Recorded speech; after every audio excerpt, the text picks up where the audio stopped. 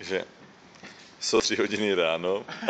To jsou 3, kurva. A Dušan pije čokoládu. Teraz mi to začne jíst, ty vole. Počkej. A toto jsem si, počul jsem si. A celý den má jak Hitler. O to. Ukáž, uděláme reklamu. Aha, není, je tma moc, není tam vidět, co to je. Je to, čo to je? To hubu, jak má od té čokolády. Jak možné to bylo, čo ty dokážeš spravit s jednou čokoládou. Já nechápu, jak to se mu povedlo. No, každopádně, proč jsme zapínali video. Šváby nám vyhlásili válku. A i přesto, že prostě zabijíme jich v tuctech, tak už to bylo tak neúnosné, že si stavíme vysuté postele. Tady, jak jsem včera měl taký ožrácký nápad postavit si postel v patře, tak teď už prostě to je. Já už jsem před čokoládou, nevím. Tak teď už to je realita, prostě tady Dušan s Dodem mají svoju dvojpostel, respektive 4stůl. A kterou? Kde je tu ten rozmačkanej? Ty pičo.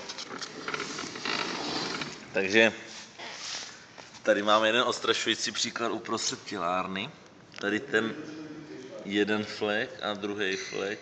Jediný, co z něho zbyla, tak ta krovka, ty křídla. No. Respektive možná trošku střevina od Dušanových teniskách. A do ledničky to dej, prosím. Na dveře. No tak to byl jeden. A pak třeba tady na schodech, co jsem zajebal. Tak. A ten není vůbec nic vidět, tady je další. Tam na zemi je pak ještě jeden. No a tady kurva pod to žiněnko, respektive za těma dveřma se furt schovává jich pád, vždycky vylezou zpátky, zmrdí. No, každopádně, takže ještě asi spojím ty 2 stoly. No, jsem se nedostal. No prostě taky polní podmínky, už je to fakt jako... Asi zjistili, že jde do tujího, že Dušan s Dodem prostě táhnou zítra. tak podnikají nejtvrdší ofenzivu za poslední 3 noci. Co říkáš, Dodo? Já jsem dneska na službu, ty kostelu. Takže Dušan má stráž do 6. Tak, já jsem měl do 2.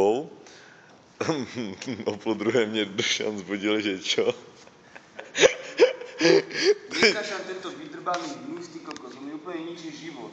Ale... A on iba lezie. Čím ti ničí život? Iba tým, že lezie. Hľadám dobrý matroš. No, dobré. Prvýkrát to heslo, to si robíš kurva. No Dušan, poď, skús na prvýkrát. No, každopádně Dušan radši už zápasí s mojím heslem. 988? No bingo, nej se švábama. Už je jako pán. Už je nějaký heslo. No a od 6 ráno bude mít službu Dodo, takže proto je taky rozespalý. Se snaží nabrat energii na hraní ofenzívu. Tak počkej, nějakého uvidím. Jak nějakého uvidí, tak... Tak mi se bude snívať jako šváby, jako šofér můj vrtulník. Švábek řídí vrtulník, to... No, to je pecka, úplně to vidím s těma ručičkama. Jo, úplně cítím, jako by vlastně po pěti. Po čem? Po patě? Po patě. To si pleteš, to je ten pahouk ze stropu, co se tam spustil. Víš, po pěti nelhel, já to vidím. No dobré. Jinak ještě bych rád poukázal na můj special vynález, který bych si mohl nechat patentovat. Nemyslím MacBook a tady tu kundu, ale speciální chladicí systém. Vidíte? Vlastně dvojí možnost proudění vzduchu. Jedna, druhá. Je to prostě úplně... Je to úplně revoluční a myslím si, že prostě ze mě by něco mohlo být. Děkuji. Ukáž, to vypadá zrovna zajímavě. Aha, tak už to skončilo. Takže asi tak, nic, jdu se konečně osprchovat ve 3:45 ráno. Už je 4:45? Já nevím, ale tak nějak bude. Počkej, podíváme se, kolik je přesně. Tak zajtra nakoupím. Tak 3 teprve za minutu jsou. Skoro jsem to trefil, no dobré. Takže pokud se už neozveme, tak nás šváby sežrali zaživa. A šoférujou do vrtulník. Na to být vám, abych se podíval úplně ze všeho nejradši.